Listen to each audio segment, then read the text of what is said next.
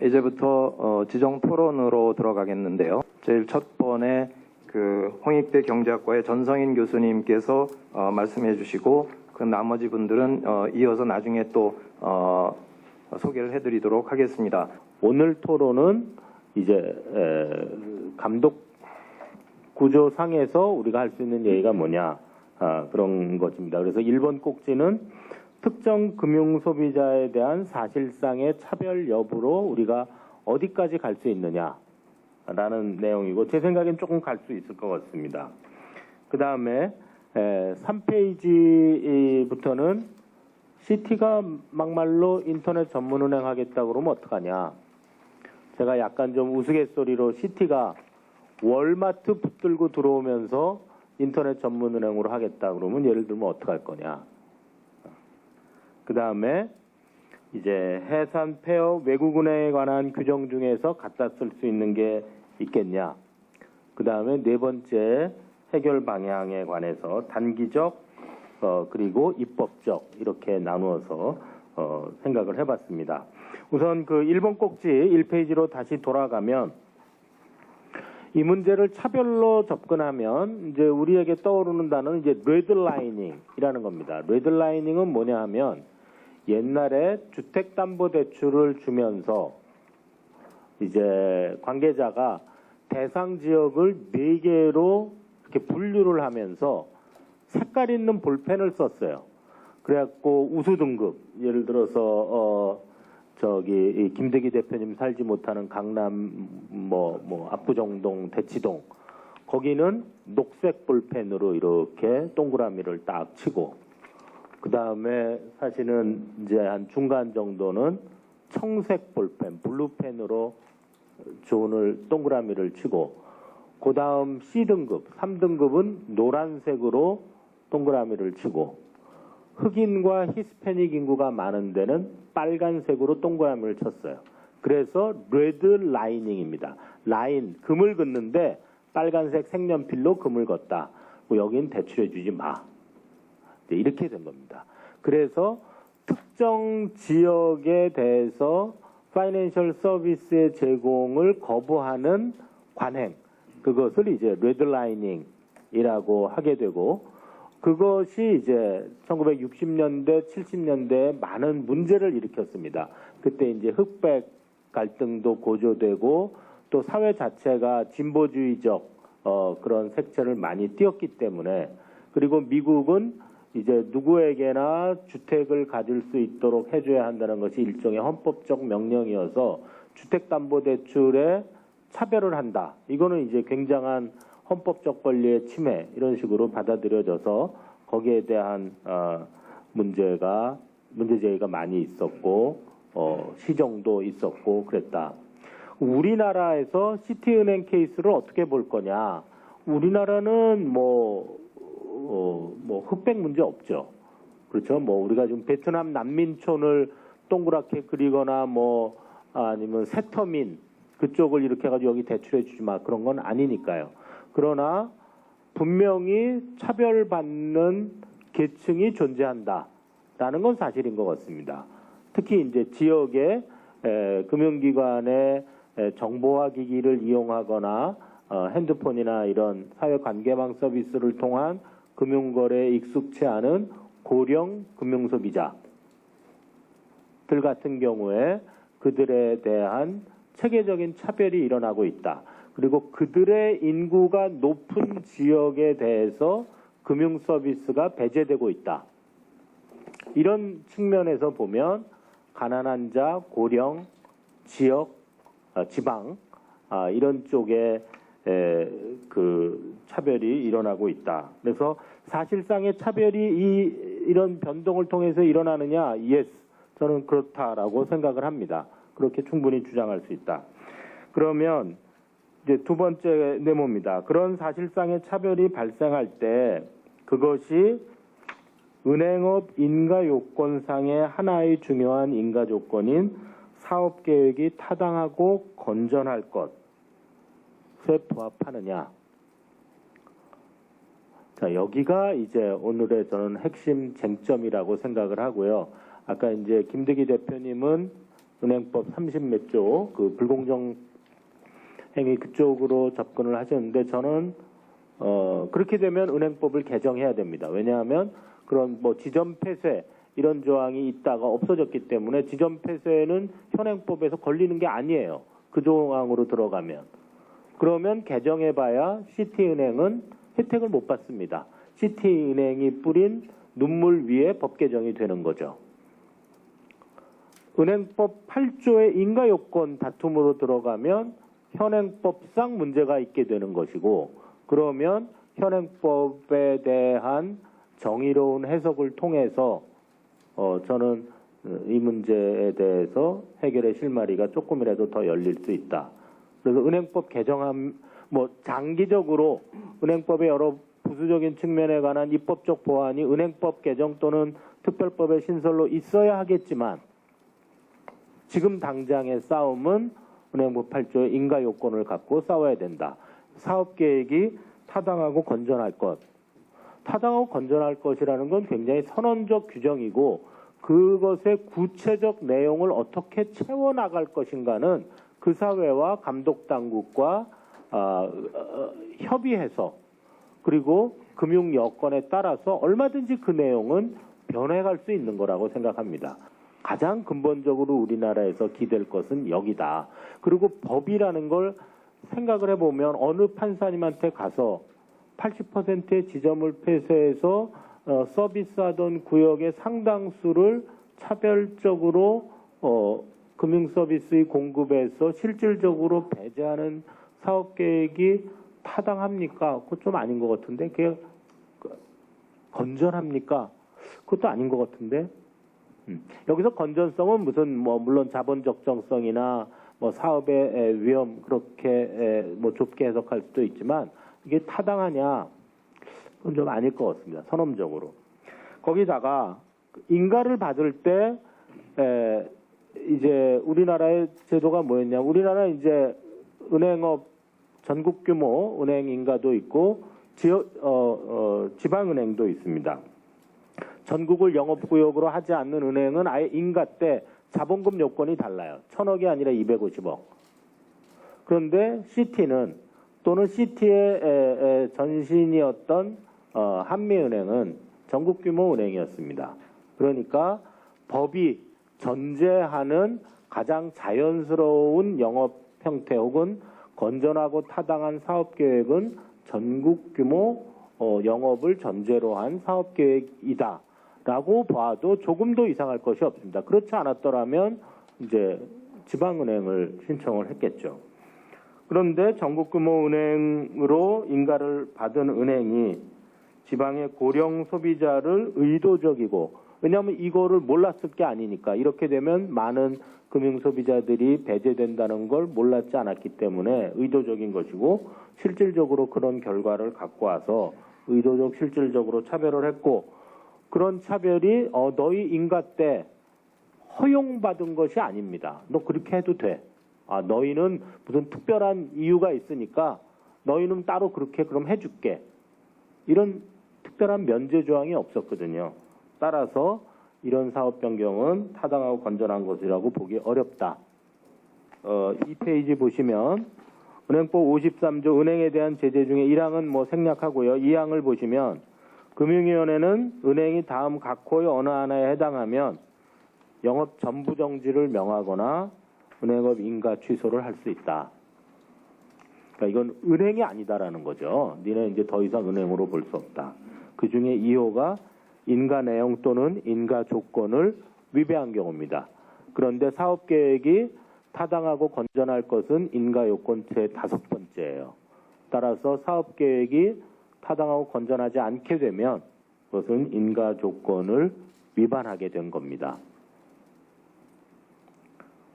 따라서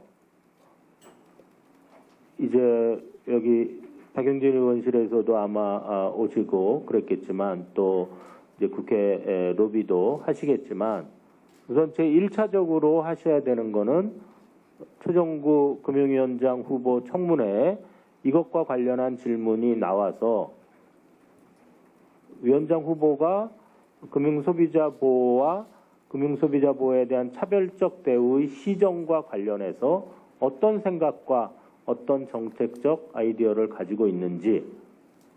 그럼 미국은 어떠냐 이 말입니다. 미국의 가장 이 문제와 관련한 최근 판례는 2015년 그 뒤로도 있습니다. 이게 이제 그때 나왔을 때는 사상 최대 규모의 세틀먼트다 이렇게 나왔던 것인데요. 그건 언제 이제 오바마 대통령이 집권을 하면서 처음에 이제 도드 프랭크 액트 금융소비자 보호가 많이 침해돼서 금융소비자 보호 강화를 위해서 그리고서 일제 조사를 해가지고 흑인 히스패닉 이쪽을 체계적으로 차별해온 여러 가지 은행들이 있는데 그 중에 이제 제일 대표적인 사례가 이 허드슨 시티 세이빙스 뱅크라는 그룹입니다. 이런 식의 차별적 관행은 즉시 중지하겠다. 그다음에 두 번째는 그 지역의 지점을 개설하겠다.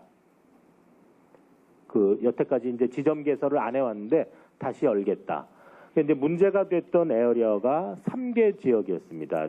이 은행이 뉴욕, 뉴저지, 코네티컷 이렇게 3개 주에 걸쳐서 하고 있었는데 뉴욕, 뉴저지, 필라델피아, 코네티컷 이 영역에 대해서 이제 3개 구역에 문제가 있어 거기에 2개의 풀 서비스 브랜치를 열겠다. 그리고도 모자라서 앞으로 이것과 유사한 다른 소송이 있을 때 여기서 이런 걸 했다는 것이 너의 면책 사유가 될 수 없다. 그리고 이 돈을 냈다는 것으로 다른 소송의 손해배상금에서 감액을 주장할 수 없다. 그러니까 막 철저하게 이제 빨가벗고 손들고 나왔습니다.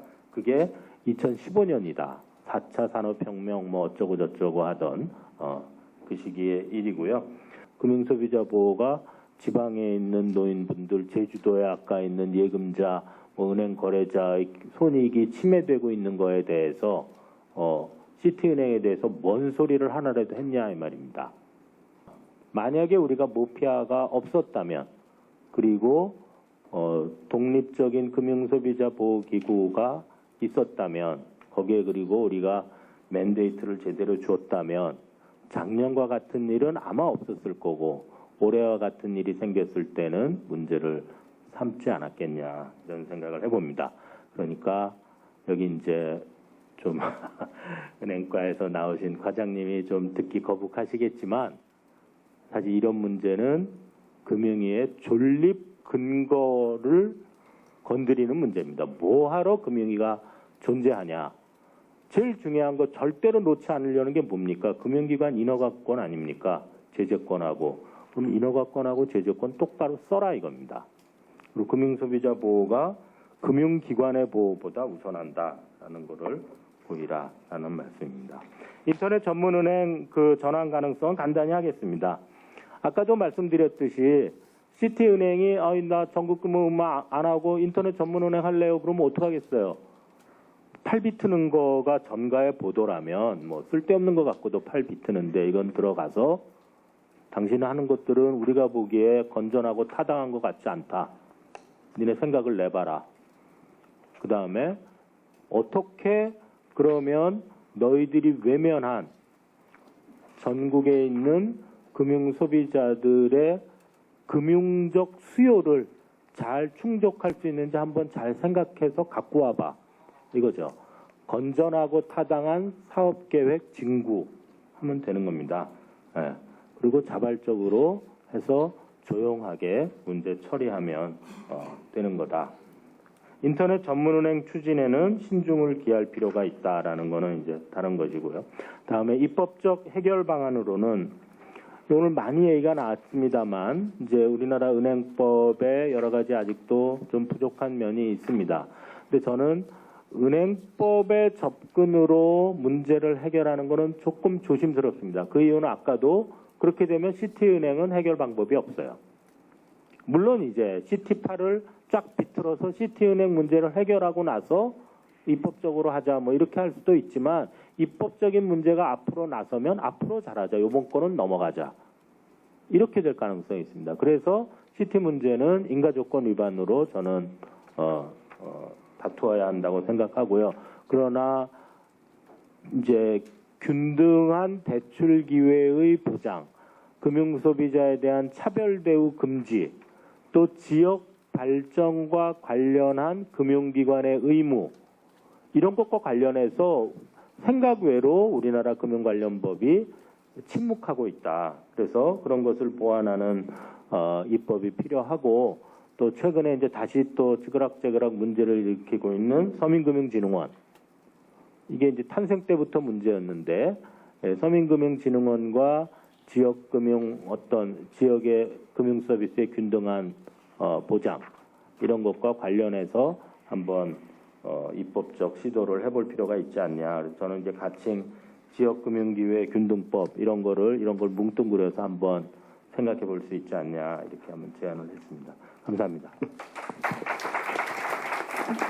시티은행이 점포를 80%를 폐쇄한다 이렇게 이야기를 하니까 많은 분들이 저한테 물어보는 게 적자 얼마 나냐, 뭐 이렇게 경영 상태가 안 좋냐 이렇게 문의를 많이 하시는데요. 저희 적자 낸 적이 없습니다. 그리고 참고로 작년에도 저희가 국부 유출이라고 이야기하는 그 해외 영역비 부가세 10%만 내고 국부로 유출하는 부분도 1,000억 이상을 보내고 나서도 세금 다 내고 당기순이익이 2,100억 났고요. 올해 1, 4분기만 하더라도 세후 당기순이익이 680억 정도 나는 건전한 은행입니다. 영업 잘하고 있는데 점포 80%를 없앤다. 직원들의 고용을 불안으로 내몬다. 이렇기 때문에 더 사회적 문제가 있다. 이렇게 보고 있는 것입니다.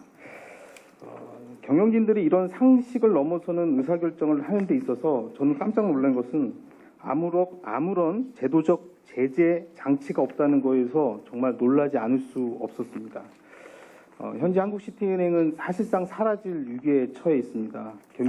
시티은행 경영진은 고객과 국민이 사실상 모르는 사이에 126개 지점 중 101개 지점을 없애는 계획을 현재 추진하고 있고, 은행이 발표한 계획대로라면 이번 주 금요일 7월 7일부터 5개 점포를 폐쇄를 시작으로 매주 10개씩 해서 10월 말까지 101개 지점, 무려 80%에 이르는 지점 폐쇄를 강행할 태세입니다.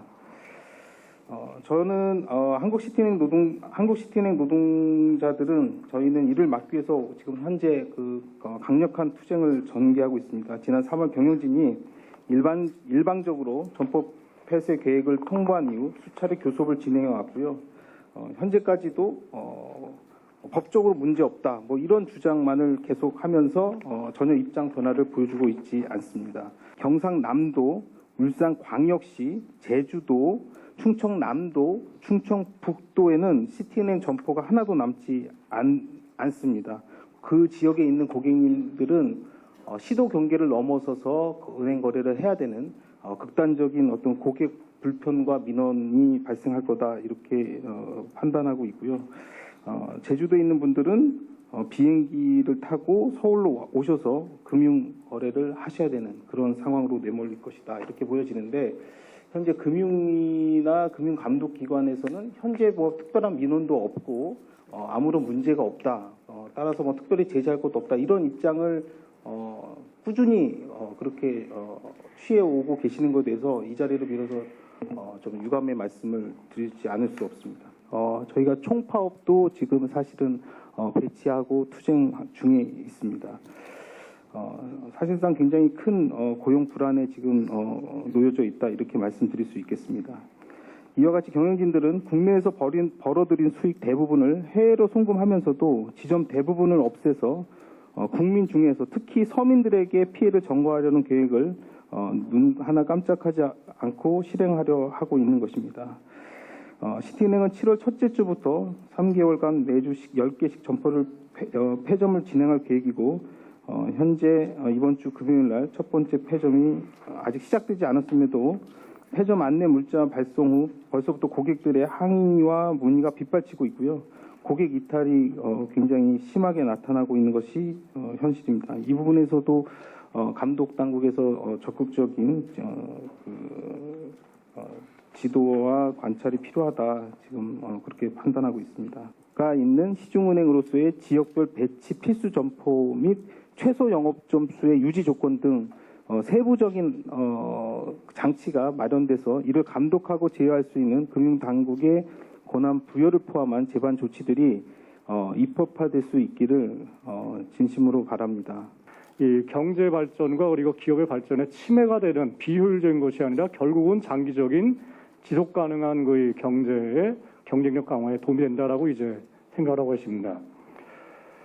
근데 현재 시티은행의 지점 폐쇄는 사실 위 목표에 이제 위배되고 있고, 그래서 며칠 전에 제가 신문 보니까 어저께 매일경제신문에 났더라고요. 이 금융위원회에서 뭔가 하여튼 조치를 취했는데 또 그거 가지고서 또 이 이른바 시중 여론이 시장주의자들이니까 그걸 또 반발하고 있는데, 저는 금융위원회의 관료들이 일단 이 문재인 정부의 제가 무슨 문재인 정부 대변인 같은데, 문재인 정부의 이 취지에 맞게끔 행동하기 위해서는 저는 그 시중의 이 시장주의적 논리에 따른 비판은 좀 일정 정도는 그냥 넘어가야 되지 않겠는가라는 생각이 듭니다.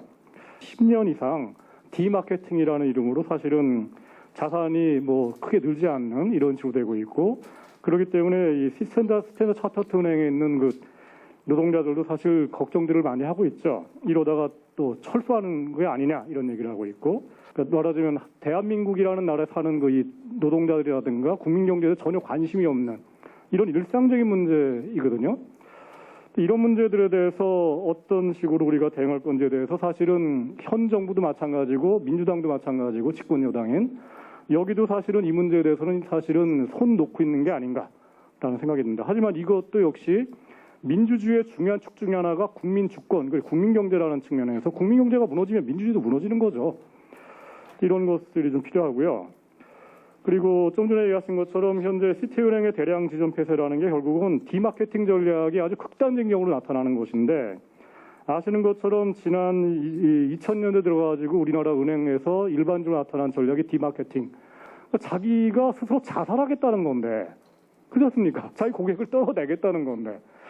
얘기를 들어보니까 이해는 가요. 말하자면 돈 안 되는 고객들은 떨궈내고 돈 되는 고객들만 그냥 체리피킹 하듯이 뽑아내겠다는 건데, 중요한 거는 이제 아시는 것처럼 은행업이라는 것은 금융감독당국이 인허가를 할 정도로 과점된 산업이에요. 아시는 것처럼 여러분들이 돈 모아가지고 진출하겠다라고 해서 허가나는 사업이 아니거든요. 지난 20년간 신규 은행업이 지금 허가난 경우가 한 번도 없고, 그 정도로 독과점이 진행되면서 말하자면 수수료 같은 걸 막 부과해도 고객들이 어디 갈 데가 없으니까 그걸 다 감수할 수밖에 없는, 그러다가 최근에 와서야 인터넷 은행이 이제 겨우 그냥 허가나는 이 정도로 지금 시장 경쟁이 좀 억제되는 독과점 산업인데, 이 독과점을 정부가 용인하는 이유는 결국은 뭔가 공공성이 있으니까 너희들이 독과점 이익을 그래도 사적 이익에만 쓰는 것이 아니라 뭔가 벽지에, 그리고 뭔가 지방에 돈 안 되는데, 그리고 돈 안 되는 고객들한테도 뭔가 봉사를 해라, 이런 의미라고 하거든요. 뭔가 주고받는 게 있다라는 거죠. 근데 시티은행은 인허가를 받았어요. 근데 또 불구하고 지금 봉사 내지는 돈 안 되는 것들은 하지 않겠다는 거는 앞에 이제 발표자와 토론자들 다 얘기하신 것처럼 은행법이 얘기하고 있는 은행업의 본질적인 취지와 정면을 어긋내는 것이고, 이거는 정말로 이 은행업 인가가 취소돼야 마땅한 게 아닌가라는 생각이 듭니다, 실제로. 그리고 또 하나 얘기할 거는 현재 다 하시는 얘기인데, 문재인 정부가 금융정책이 지금 공백 상태예요. 다시 말해서 여기 금융위원회에서도 오셨지만은 지난 이 박근혜 정부, 우리 이명박 정부 때 해왔던 금융정책에서 수정되는 것이 사실상 민주당 대선 공약에도 없고요. 양질의 기업들한테는 말하자면 대출 받을 필요가 없는 기업들한테는 대출 받아라라고 독촉하고, 필요도 없는 기업들한테, 그리고 대출이 정말 절실한 기업들한테는 돈을 빼버리고 회수해버리고 정말 디마케팅을 해버리고, 이런 전략을 정부가 조장했고, 그 다음에 모든 금융감독 재편이 다 99년도 이후에 다 그렇게 돼버렸고, 그런 시스템으로 여태까지 온 거고, 그리고 이 박근혜 정부도 그걸 더 심화시켰던 거고, 근데 이 정부도 지금 그거에 대해서 이거를 바꾸려는 논의가 없고 공약에도 없습니다, 지금. 물론 이제 앞으로 가능성이 있죠. 저는 이런 현재 이 더민주당 정부가 저는 적어도 앞으로 20-30년 정도 계속 된다라고 생각하는데, 그래야지 대한민국이 정말 오랫동안 좀 잘 가꿀다고 생각하는데, 이제부터 시작해가지고 저는 다시 바꾸는다고 생각하고요. 뭐 몇 가지만 얘기를 드린다면요. 이제 오늘도 이제 이 전성인 선생님도 얘기를 하셨는데 예를 들어 가지고 지금 민주당 그 대선 공약에 들어가 있는 것 중에 하나가 미국식의 그 지역 재투자법, 여기 이제 전성인 선생님이 이제 CRA라고 얘기를 하셨는데 그게 대선 공약에 들어가 있어요, 분명히. 근데 어떻게 된 일인지 국정기획자문회의에서 금융위 보고에 그게 있다라는 얘기를 제가 들어본 적이 없어요. 그러니까 뭔가 금융위에서 보고를 안 한 거예요. 그러니까 보고를 안 한 게 뭐 제가 정확히 모르겠지만은 뭐 좀 이따 김진용 과장님께서 듣겠지만은 금융위에서 보고를 안 한 게 뭐 아직까지 금융위원장이 안 정해졌기 때문에 뭐 아직 눈치를 보는 건지 잘 모르겠는데 아무튼 공약에 있는 것이 왜 안 지켜지는지, 그러니까 이게 입법 사항인데 뭐 이런 것들을 한번 좀 앞으로 얘기를 해야 될 것 같고요. 그다음에 아까 얘기하신 것처럼 뭔가 이번에 최종구 위원장 후보가 이 청문회 할 때 뭔가 하여튼 좀 질문으로 좀 들어가야 될 것 같고요. 이런 것들이. 그다음에 또 하나가 이제 저게 있습니다. 지금 그 대선 문재인 대통령 그 대선 공약에 뭐가 들어가 있냐면은 공동결정제, 노사 공동결정제. 그러니까 노동자의 대표, 노동조합의 대표가 아닙니다. 노동자의 대표가 그 이사회에 반드시 들어가는 거. 그게 서울시 같은 경우에는 이미 공공기관과 공기업에 지금 적용이 되고 있습니다. 아시는 것처럼. 그리고 이번에 조대엽 교수님이 지금 그 노동부 장관 후보인데 이분도 지금 며칠 전 청문회에서 공공기관의 경우에는 이 노동이사제를 반드시 도입하겠다고 얘기를 했어요. 근데 민주당 대선 공약에 보게 되면은 공공기관에서 시작해서 민간 기업으로 순차적으로 적용된다라는 공약이 있습니다. 굉장히 중요한 공약인데 원래 이 공약을 만든 취지는 재벌기업, 4대 재벌기업에도 이 노동이사제를 도입하겠다라는 취지에서 얘기된 거예요. 공기업에 노동이사제를 도입하겠다라는 게 1단계로 한다면은 저는 앞으로 은행과 같은 준공공기관에는 2단계 사업으로 노동이사제를 도입해야 되지 않겠는가라는 생각이 듭니다. 그래서 이런 얘기를 본격적으로 얘기되지 않겠는가라는 생각이 들고요.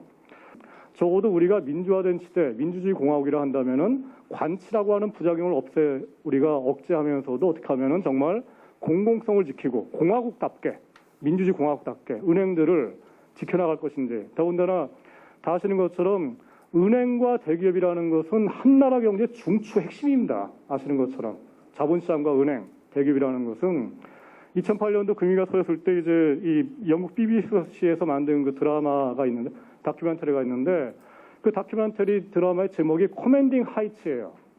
뭐라면은 한 자본시장 경제에 전체를 갖다가 이 꿀이 움직여 나가는 그 핵심적인 그 핵심고리가 있고 이게 바로 금융시장과 대기업인데 이거를 과연 시장 논리에 따라서 완전 시장에 맡길 것인지 아니면은 이 민주주의 원칙에 맞게 뭔가 국가가 통제하고 개입할 것인지라는 게 있는데 불행히도 이 90년대 말 이래로 전 세계적으로 완전히 이 커맨딩 하이츠를 시장 논리에 맡기고 그것 때문에 2008년도 위기가 터졌다라는 거였고 이게 바로 신자유주의 시스템이었는데 불행히도 우리나라가 90년대 말 이래로 신자유주의 시스템에 이 금융시장 그리고 은행, 주자본주의 이런 게 다 맡겨버린 쪽으로 개혁을 해왔고 그리고 지금도 이제 그 방향이 크게 고쳐지지 않은 채로 가고 있는 게 아닌가라는 생각이 들면서 어쨌든 다시 정권이 바뀌고 적어도 이런 얘기를 이제는 좀 민주주의 이름으로 경제 민주주의 이름으로 이제는 좀 깊이 토론할 때가 되지 않겠는가 생각하면서 마치겠습니다. 네, 뵙게 돼서 반갑습니다. 금융인의 은행과장 김진웅입니다. 현행은행법 8조의 은행의 인가 요건과 관련돼서 시티은행의 근본 대폭적인 점포의 통폐합이 인가 요건의 위배라고 보기는 어렵다는 것이 정부의 입장입니다. 은행의 건전성에 관련된 여러 가지 경영지도 기준이나 이런 것들을 위배 여부를 파악하기 위한 기준이기 때문에 이 불건전 영업행위 위반으로서 해당 내용을 법 위반이라고 판단하기는 어려운 상황입니다. 또 다른 한 가지 52조 같은 경우는 불공정 영업행위의 위반을 들고 있는데요. 예컨대 이런 부분들은 꺾기라든지 아니면 뭐 이런 고객들의 거래에 있어서 불공정한 내용들을 중점적으로 기술하고 있기 때문에 관련된 법 위반이라고 보기는 어렵다는 것이 저희 정부의 법률 판단이고요. 만약에 이 부분은 모르겠습니다. 추가적인 논쟁의 법률적인 논쟁 여지는 있겠습니다만 내부 검토나 법률가들의 검토를 받아봤었을 때 재판에 가더라도 추가적으로 승소를 하거나 그러기는 어려울 것으로 판단됩니다. 그렇다면 이 부분에 대해서 어떤 방식으로 문제를 어드레스할 건지에 대해서 저희들도 사실 고민인데요. 해외 사례를 살펴보면 우리나라뿐만이 아니라 해외들도 단기간 내에 점포 축소가 대폭적으로 일어나고 있습니다. 예컨대 영국 같은 경우도 89년도, 90년도에는 17,000개가 넘던 점포가 작년 2015년 말까지는 9,000개 정도로 줄었고요. 그다음 호주 같은 경우도 90년대 중반에 7,000개이던 것이 지금 4,000개 정도 수준으로 줄고 있는 상태입니다. 이런 해외에서의 그런 관련된 내용은 점포와 관련돼서 신설을 하거나 통폐합을 하거나 아니면 점포에 이전을 할 때 관련 법규가 어떻게 다루고 있는지를 살펴봤더니 대체적으로 영국이나 독일이나 마찬가지로 은행간들의 점포 이전과 관련된 주번 영향평가라든지 해서 은행연합회나 은행중 중심의 자율협약으로 규제를 하고 있습니다. 법규에 이리적으로 점포와 관련된 사항을 우리나라도 옛날에 과거 재무부 때에 점포와의 신설이나 이전 이런 부분에 대해서 당국이 다 틀어지고서 점포 이전과 관련된 독점적인 인가권과 재량권을 가진 적이 있었습니다만은 그 이유가 다른 이유에 의해서 지속적으로 축소되어 왔었고 또 어느 정도는 긍정적인 효과를 발휘했었습니다. 이런 합당한 지점의 통폐합인지를 판단하는 은행 간의 협약이라든지 거기서 규준 같은 것들을 정해주는 영국 예외 같은 것들이 참고가 될 수 있지 않을까 생각합니다. 향후 입법을 통해서 마찬가지 취지로 은행법의 개정, 입법을 통해서 점포의 획일적인 기준, 인가 신청 당시에 그 규모를 거의 유지하라든지 하는 것은 별로 합당한 방법이 아니라는 점을 말씀드립니다. 그래서 현 은행법에 의해서 위배가 없기 때문에 당국이 어떤 액션을 취해서 들어가서 인위적인 점포의 구조 조정을 강제하거나 아니면 관여한다는 것은 별로 합당한 방법은 아니라는 생각이 듭니다. 두 번째로 간단히 말씀드리면은 거창하게 말씀드릴 것도 없이 비대면 수요가 변환을 하고 있습니다. 이 부분은 은행과 은행산업 종사자들이 같이 해결해야 될 문제고 이 부분이 사회 전체에 이 세상 전체의 문제는 아니겠습니다만은 그런 와중에서 걱정하고 있는 것처럼 산간오지라든지 아니면 고령층, 금융소외계층 등에 대한 금융 접근의 기회가 취약해지는 것은 사실입니다. 그렇지만 그 수요 자체를 정면으로 거스리거나 제어하는 방식으로 대응책이 마련돼서는 곤란하고 그런 보완책으로 어떤 방식은 그 당국도 마찬가지로 지난 4월서부터 시티은행이 방침 발표할 때부터 전은행의 채널에 담당하시는 임원님들을 같이 합동으로 모여가지고 관련돼가지고 이런 부분에 점포 축소나 폐지 계획과 관련된 의견을 청취했습니다만은 은행도 자발적으로 노력을 해주셔야 되고 당국도 마찬가지로 그 제도적으로 할 수 있는 방안을 공부하고 열어놓고서 고민하고 그래서 그 이후에도 수시로 은행들과 접촉을 하면서 그런 부분을 좀 수렴하도록 했는데 답을 제가 지금 갖고 있는 건 아닙니다만은 말씀하신 대로 제주도에서 시급하게 점포를 기존에도 더더군다나 이용하시던 분이 이용 못하게 되는 점에서 불합리한 점이 없다는 것은 아닙니다만은 그럼에도 불구하고 그 부분에 대해서는 점포 정리 자체를 막는 식으로 돼서는 곤란하다는 것이 당국자의 판단입니다. 그리고 마지막으로 이 문제를 해결하는 방식은 시티은행이 첫 사례가 되었습니다만 아까 전성희 교수님도 좋은 말씀을 해주셨습니다만은 법을 개정하게 되더라도 시티은행은 소급되지 않기 때문에 문제 해결이 되지는 않겠지만 시티은행 해결 사례가 중요한 선례가 될 것임은 분명합니다. 그래서 저희 당국도 정부도 관련돼서 은행법을 관장하고는 부처기도 하고 또 소비자 피해나 기존의 시티은행의 고객이었던 분들의 계약 이전이라든지 인근점 보유용이라든지 이런 부분들에 대해서 혹시나 문제가 생기고 있는지를 저희 입장에서는 중심을 가지고 단호하게 보고 있는 거고 마찬가지로 발제를 여러분들이 해주시는 거 보면서 현행법도 마찬가지고 우월적 지위를 이용했다거나 차별이라고 만약 볼 수 있는 소지가 있는가라는 고민을 저도 곰곰이 해봤습니다만은 역으로 생각해서 만약에 특정의 산간오지에 은행으로 하여금 증설을 하는 의무를 부여한다면 그 또한 어떤 문제를 또 가져오게 될 겁니다. 은행의 공공성이 없다는 뜻은 아니지만 은행이 공공성이 가지고 있는 공공적인 고려나 의무를 법령이든 설계할 때에 그런 부분이 좀 정교하게 돼야 되고 이번 건 관련돼서 시티은행에 지부하고 사측하고 지난주 서울지방 노동부의 노사 관련해서 집중교섭을 했었던 것으로 알고 있습니다만 저희들 어쨌든 노사관계에 원칙적으로 정부가 개입하지는 않지만 관련된 은행을 감독하는 당국으로서 책임 있는 자세로 그 부분에 대해서 노동부하고도 직접적으로 연락을 취하고 있고요. 그리고 관련된 내용이 가장 부작용이 적은 방식으로 문제를 해결하는 방식으로 해결될 수 있도록 대단히 예의주시하고 방안을 찾고 있음을 말씀드립니다. 좀 두서가 없었는지 모르겠는데요. 하여간 가장 합당한 방식을 찾아낼 수 있는 선례가 되도록 사측도 좀 성의 있게 더 문제 해결에 어드레스하고 그다음에 또 노측도 마찬가지이고 또 국회나 정부도 각자가 할 수 있는 최선의 역할이 뭔지 이 건과 관련해서 그 이후의 결과물도 마찬가지겠습니다만 그런 노력을 계속 기울여 나갈 것이라는 말씀을 드립니다.